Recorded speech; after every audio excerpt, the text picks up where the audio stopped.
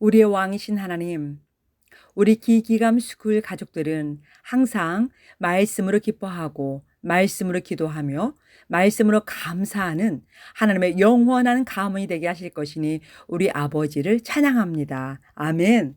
시편 48편입니다. 주께서는 위대하시니 우리 하나님의 도시와 그분의 거룩함의 산에서 크게 찬양할지어다. 시온산은 아름답게 위치하여 온 땅의 기쁨이 되나니 곧 북쪽의 연면들에 있는 위대한 왕의 도시로다. 하나님은 그녀의 궁궐들에서 피난처로 알려지셨도다. 아멘. 시편 2권은 시편 2편이 흐르고 있다고 말씀드렸습니다. 이미 우리는 시편 42편에서부터 47편을 통하여서 우리 하나님께서만이 우리 인생들에게 유일한 피난처시요, 유일한 힘이시요, 유일한 소망이 되신다고 하는 사실들을 우리는 반복해서 살펴보았습니다. 그리고 시편 기자는 여러 상황들을 겪으면서 정말 우리 하나님만이 우리의 왕이시며 그 왕이신 하나님만이 나의 피난처시구나, 나의 소망이시구나. 그래서 온 땅의 왕이 되신 하나님, 나만의 왕이 아니시라 온 땅의 왕이 되신 그 하나님을 발견하고 그 하나님을 찬양하는 것으로 시편 47편을 마무리한 것을 우리는 보았습니다. 오늘 시편 48편에서는요. 바로 위대한 도시, 위대한 하나님 앞에 거룩한 산, 그리고 위대한 도시가 출현하고 있습니다. 바로 시온산을 말씀하시면서 위대한 왕의 도시를 말씀하고 계십니다. 바로 계시록 20장, 21장, 22장 흐르고 있는 그 새 예루살렘 성, 그 도시를 우리로 하여금 생각나게 하죠.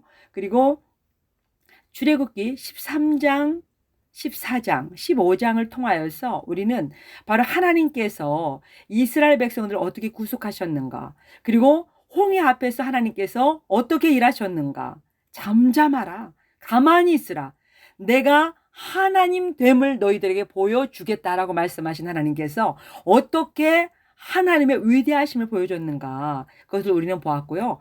그리고 출애굽기 15장을 통하여서 그 왕이신 하나님을 만나고 그들이 하나님께 드리는 찬양을 우리는 이미 전편에서 우리는 알아보았습니다. 그래서 시편 바로 45편, 46편, 47편은 우리로 하여금 출애굽기 14장, 15장을 다시 한번 상용하는 듯한 그런 느낌을 가져오게 하고요. 그 다음에 계시록 21장, 22장을 다시 한번 보게 하는 그런 느낌을 우리는 받았습니다. 오늘 48편을 통하여서 바로 위대한 하나님의 도시, 거룩한 산을 다시 한번 말씀하십니다. 그러면서 하나님은 우리에게 피난처로 이미 알려지셨다.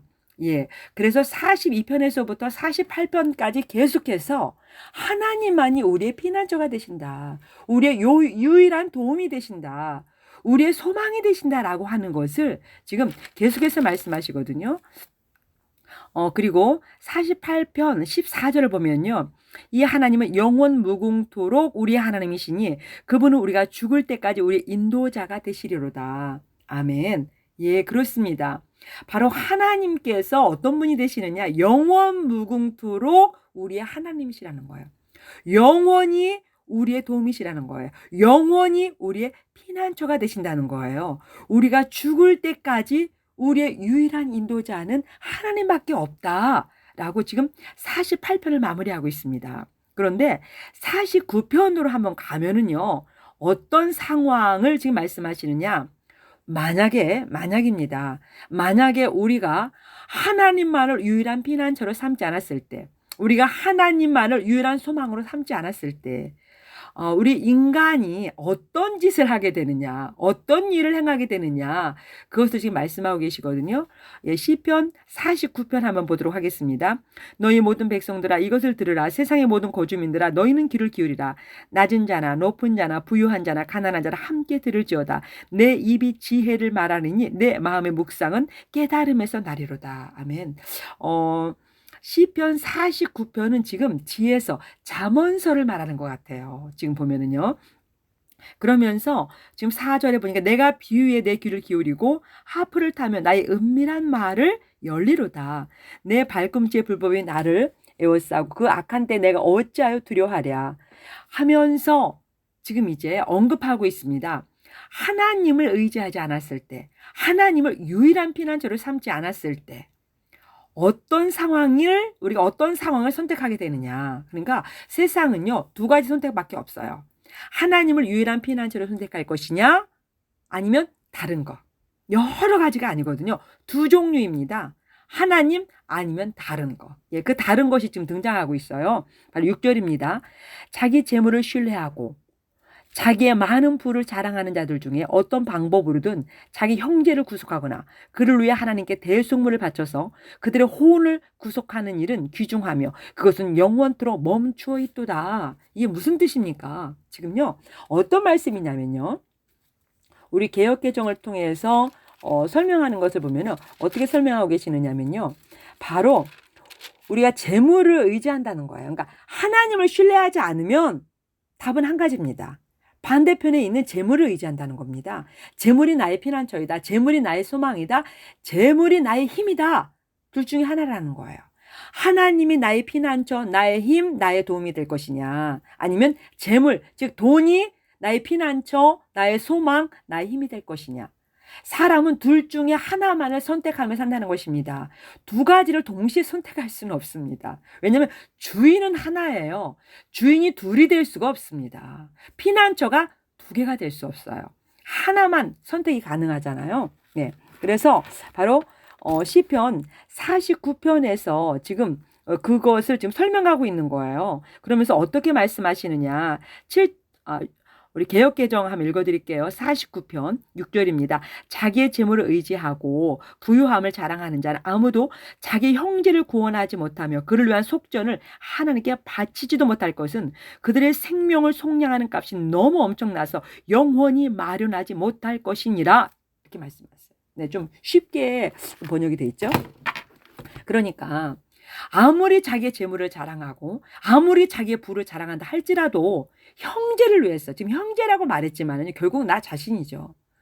자기 자신을 위해서 속전, 죄값을 사하는, 아니면 죽음값을 대신 지불하고 영생을 얻을 수 있는, 그렇다고 한다고 하면 그 돈을 마련해서 아무리 부가 뛰어나고 아무리 재물이 많아도 너의 죄값 그리고 너의 죽음값을 대신해서 돈을 지불하고 죄의 사함을 얻거나 아니면은 죽음에서 영원히 해방되어서 영생을 얻는 그 값을 돈으로 측정해서 낼 수 있는 사람이 이 땅에 없다고 말씀하시는 거예요. 그래서 킹 제임스 번역에서는 어떻게 설명하십니까? 그렇게 형제를 구속하는 일, 나 자신을 구속하는 일, 죄값을 지불하는 일, 죽음값을 지불하는 일, 대신에 영생을 얻고 죄사함을 받는 일, 이것에 대해서 속전, 즉 돈으로 지불할 수 있는 일은 지금까지 멈춰 있었고 앞으로도 영원히 닫혀 있다. 누구도 이 땅에 있는 재물, 수많은 재물을 가졌다 한들 온 천하가 자기의 이름으로 등기가 되어 있는 자기의 땅이라 할지라도 온 천하를 주고 온 천하를 값으로 지불한다 할지라도 너의 죄값 그리고 너의 심판값, 너의 죽음값을 대신 지불할 수는 없다.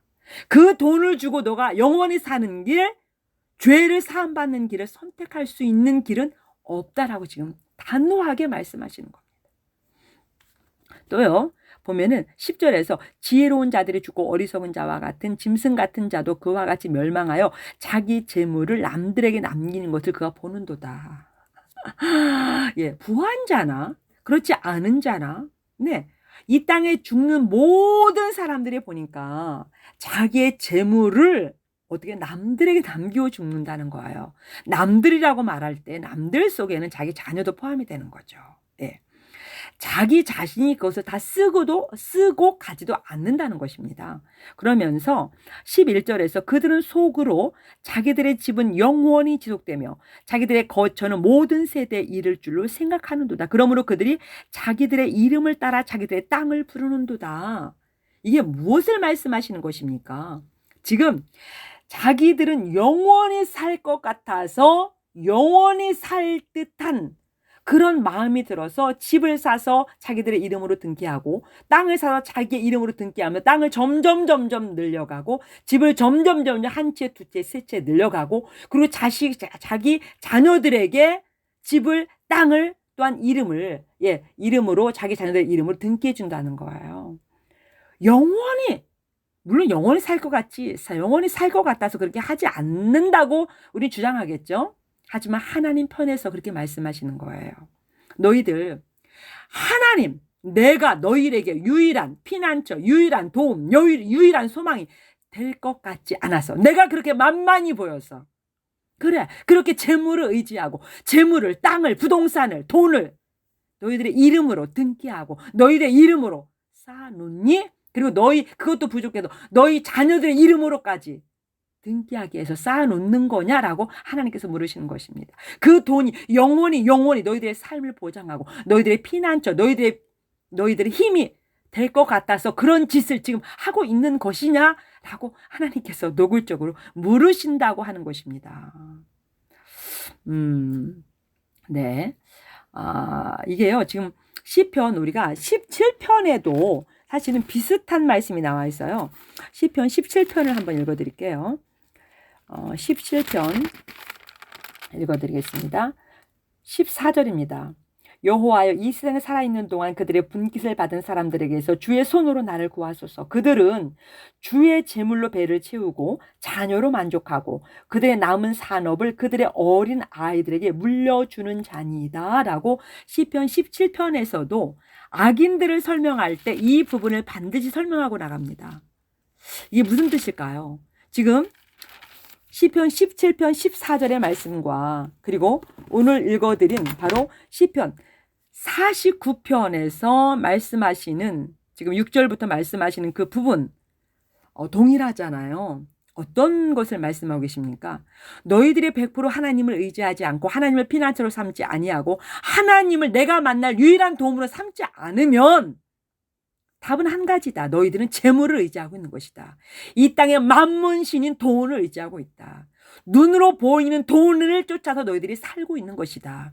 돈이 있으면 마음이 부유해지고 편안해지고, 그리고 하나님이 너희와 함께 하시는지, 주의 말씀이 내 곁에서 운행하고 있는지에 대해서는 관심이 없다라고 하나님께서 말씀하시는 거예요. 그 돈이 너희들에게 영원한 삶, 아니 영원까지는 가지 않겠습니다. 너희들 노후를 확실히 보장해 준다고 믿는 것이냐라고 물으시는 것이죠. 몇 년 전부터가 노후가 굉장히 많이 거론되었고요. 그리고 노후를 준비하고 있는가가 우리의 화두가 되고 있습니다. 그래서 노후를 준비하기 위해서 재테크 여러 가지의 방법이 지금 소개되고 있고요. 그리고 사람들에게 노후가 준비되어 있느냐, 노후가 준비되지 않은 사람들은 불안에 떨어야만 하는 것들을 여론조차도 우리에게 우리를 이렇게 움직이고 있잖아요. 우리를 세뇌시키고 있습니다. 역시 하나님의 백성들 똑같습니다. 똑같이 거기에 장단을 맞춰서 발을 맞춰서 가면서 내 노후가 준비되어 있는가? 그럼 얼마만큼 있어야 내 노후가 준비되어야 되는 걸까요? 집 한 채로 부족할까요? 두 채, 세 채로 부족한가요? 대출받아서 샀기 때문에 부족하다. 대출받아서 샀기 때문에 정말 부족한 걸까요? 내 자녀에게 물려주기 위해서 부족한 걸까요? 이 부분은 자세히 다루지 않아도 내 자신이 안다는 것입니다. 하나님과 1대1로 만났을 때 하나님 앞에서 내가 풀어야 할 답인 것이죠. 정말로 45편에서 말씀하고 계신 그 왕, 나는 그 왕 옆에 서 있는 왕후가 될 건데요. 그리고 하나님의 나라, 영원한 나라가 나에게 상속재산이 될 건데요. 그 상속재산, 하나님이 나에게 줄 상속, 그 기업이 분깃이 부족해서 너희가 이 땅에서 너희의 이름으로 그렇게 많은 땅을, 그렇게 많은 부동산을 등기를 하고 싶으냐, 이렇게 말할 수도 있어요. 아니요, 나는 많은 것이 없는데요. 재벌들 이야기하지 마세요. 재벌들 이야기하면 안 됩니다. 그리고 다른 사람은 나보다 많은데요. 남들과 비교할 필요 없습니다. 나 하나님과 1대1의 관계에서 나만 점검하면 되는 것입니다.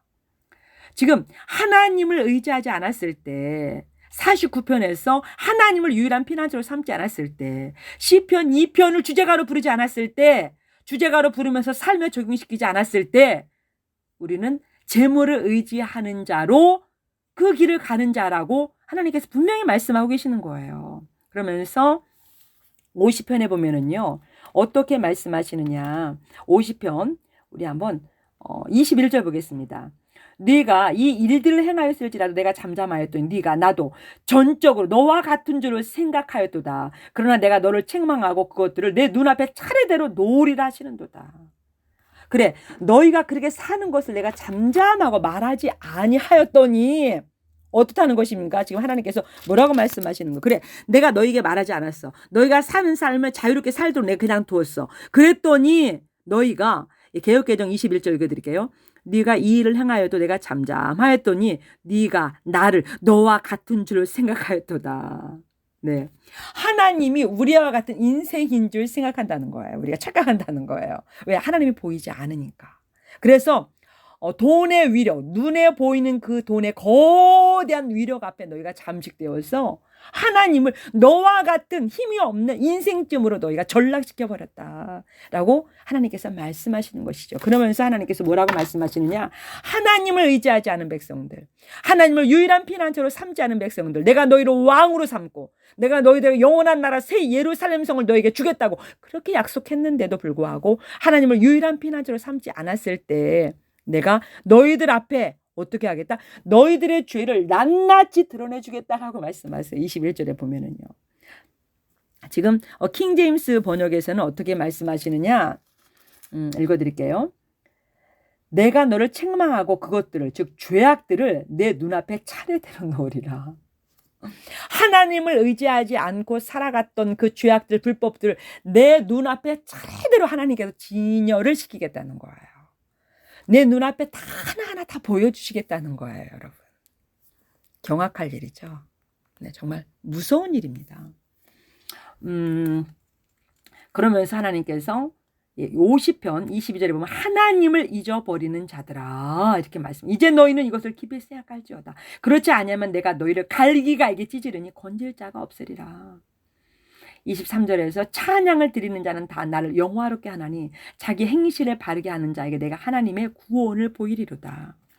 48편 14절에서도 이 하나님은 영원 무궁토록 우리 하나님이시니 그분은 우리가 죽을 때까지 우리 인도자가 되시로다. 이 하나님이 영원 무궁토록 너희의 도움과 너희의 피난처와 너희 인도자가 되신다. 그런데 그것이 안 믿어지느냐? 그래서 너희가 이 땅에 보이는 돈을 그렇게 신봉하고 따라가고 돈을 찬양하고 사느냐라고 말씀하시는 거죠. 지금 너희가 예수를 믿은 지 원데이 투데이도 아닌데 아직도 돈을 그렇게 신봉하며 살 수 있느냐라고 말씀하시는 거죠. 찬양을 드린 자는 다 나를 영화롭게 한다. 찬양 보셨죠? 바로 온 세상의 왕이 되신 하나님을 찬양하는 것입니다. 나의 노후를 하나님이 책임져 주신다. 오늘도 나의 하나님 나를 책임져 주신다. 오늘을 내가 하나님 앞에 살면 그 하나님 나를 책임져 주신다는 나의 유일한 피난처라고 하는 확신이 없느냐. 그래서 지금 너의 힘과 너의 재능과 너의 온 삶을 다 바쳐서 너의 노후를 네 스스로 준비하고 있느냐. 하나님께서 그렇게 물으실 수도 있는 거죠. 너희 자녀들의 미래를 너희가 준비하고 있느냐. 네. 그렇다고 하면 내가 손을 놓겠다라고 말씀하시면 이건 무서운 상황이 벌어지는 거죠. 예, 그랬을 때 하나님을 유일한 피난처로 삼지 아니하고 유일한 도움으로 삼지 아니하고 이 땅에 보이는 것들, 재물과 아니면 명예와 자녀들, 어떤 것들을 어떤 한 대상을 잡아서 너희가 그 대상을 심히 의지하고 찬양하였을 때 어떤 일이 벌어지느냐? 하나님께서 너희들의 죄를 내 눈앞에 차례대로 내가 진열을 시키겠다라고 말씀하셨잖아요. 그것이 바로 어디에 나옵니까? 51편에 나옵니다. 대표자로 지금 다윗에 대해서 말씀하시는 거예요. 왕으로 부름받아서 왕업을 담당하였던 그 다윗이 하나님을 자기의 피난처로 삼지 않았을 때 어떤 일이 벌어졌느냐 라고 말씀하시면서 이제 51편을 등장시키십니다. 그래서 51편에는 보면은요 어떤 말들이 가장 많이 나옵니까? 네, 1절에 보니까 내 불법들을, 2절도 내 불법에서 내 죄에서, 3절 내가 내 범법들을, 그리고 4절에서 보면 주께만 죄를 악을 행하였나니, 5절 불법, 계속해서 불법, 죄, 악이라는 단어가 언급되고 있습니다. 즉 그 다윗이 하나님을 피난처로 삼지 않았을 때 그에게서 많은 죄악들, 수많은 죄악들이 그 눈앞에서 그가 보게 되고 하나님이 열거시키는 것, 진열시키는 것을 보게 된다는 것이죠. 대표자로 지금 다윗을 하나님께서 소개하고 있는 거예요. 우리는 바로 다윗의 그 밧세바 사건을 우리는 잊을 수가 없습니다. 다윗이 어떻게 어떻게 하나님을 의지하지 않았느냐, 하나님을 피난처로 삼지 않았느냐, 사무엘하 11장을 보도록 하겠습니다. 단어 하나하나가 벌써 하나님이 유일한 피난처가 아니라고 하는 사실을 너무 잘 알 수 있어요. 예, 사무엘하 11장 2절에 보면요, 저녁 때 다윗이 자기 침상에서 일어나 왕의 지붕 위에서 거닐다가 한 여인이 목욕하는 것을 지붕에서 보았는데, 예, 봄으로서 시작이 되죠. 그 여인이 보기에 매우 아름다움으로 보았는데 보기에 매우 아름다움으로. 예, 우리가 그 창세기 3장에 바로 하와가 선악과를 보았을 때 보암직도 하고 라고부터 출발이 되잖아요. 보암직, 먹음직, 탐스러움. 똑같은 거죠. 지금요, 다윗도 보면은요. 3절에 보면 다윗이 사람을 보내요. 4절에 다윗이 사자들을 보내요. 5절에 그 여인이 수태하며 사람을 다윗이 또 보내요. 6절에 다윗이 요압에게 사람을 보내요. 계속해서 하나님께서 의도적으로 등장시키는 단어가 어떤 단어입니까? 사람을 보낸다. 다윗이 사람을 보내요. 합니다. 그 전에는 다윗이 어떤 일을 만났을 때 어떻게 합니까? 하나님께 여쭤봅니다. 그런데 지금은 사람을 보내는 일을 주저없이 계속적으로 하고 있는 것을 볼 수가 있어요. 사람을 보내서 모든 일들을 성사시키는 거예요. 지금 보면은요. 그래서 급기야는 우리아를 죽이는 사건까지 지금 가게 되죠. 사람을 보내요. 그러자 제12장에서 하나님께서는 의도적으로 어떻게 하십니까? 주께서 딱 1절에 나옵니다. 주님께서. 11장은 누가 주어입니까? 다윗이 주어입니다. 다윗이 사람을 보내는 것이 주어예요. 근데 12장에는요, 사무엘하 12장에는 주님이 누구를 보내십니까? 나단을 다윗에게 보내십니다. 하나님께 의도적으로 대조해서 하나님께서 11장과 12장을 말씀하시는 것을 볼 수가 있습니다. 그렇게 다윗이 하나님을 유일한 피난처로 삼지 아니하고, 하나님을 유일한 도움으로 삼지 아니하고, 그리고 하나님을 피난처로 삼지 않았을 때 어떤 일이 벌어집니까? 사람을 자꾸 조정하고, 사람을 보내고, 내 생각을 투입하고, 내 의지를 투입하고, 보이는 것에 집착하는 것을 우리는 볼 수 있습니다. 그랬을 때 그는 하나님을 멀리 떠나게 되죠. 그리고 자기 눈앞에서 하나님을 지우고 하나님의 말씀을 지우는 것도 볼 수가 있어요. 다윗의 삶이 바로 하나님을 피난처로 삼았을 때에 어떤 상황이 벌어졌는지 우리 너무 잘 알잖아요. 적들과 대치했을 때 항상 하나님 이기게 하시잖아요. 하나님께 여쭙고 하나님과 함께 있을 때는 하나님 이기게 하셨습니다. 그런데 다윗이 하나님을 떠나서 하나님을 유일한 피난처로 삼지 아니하고 바로 사람을 보내는 일을 감행하고 자기를 의지했을 때, 그리고 자기 왕권을 피난처로 삼았을 때, 그리고 자기의 감정을 피난처로 삼았을 때 다윗은 죄를 낳게 되고요, 실패하게 됩니다. 그래서 자기의 눈앞에 연속해서 죄악들이 펼쳐지는 것을 볼 수가 있습니다.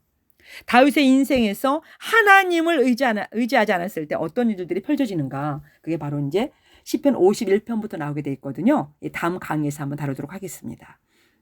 할렐루야. 주님 감사합니다. 우리를 이 땅에서 불러내어서 사랑의 아들의 나라로 옮기신 주님을 찬양합니다. 예수의 핏값으로 우리를 사셔서 우리가 영원의 속전을 지불할 수 있는 돈과 어떤 능력도 없음을 아시고 예수로 말미암아 나의 속전이 되게 하신 우리 아버지를 찬양합니다. 이제 내가 왕후로 예수 옆에 서는 그날까지 이 땅에서 하나님만을 유일한 피난처로 삼고 소망으로 삼고 힘으로 삼고 온 가문이 하나님 앞에 엎드리기 원합니다. 주여, 새 노래를 날마다 부를 수 있도록 저희들의 가문을 사용하여 주시옵소서. 예수 그리스도의 이름으로 기도합니다. 아멘.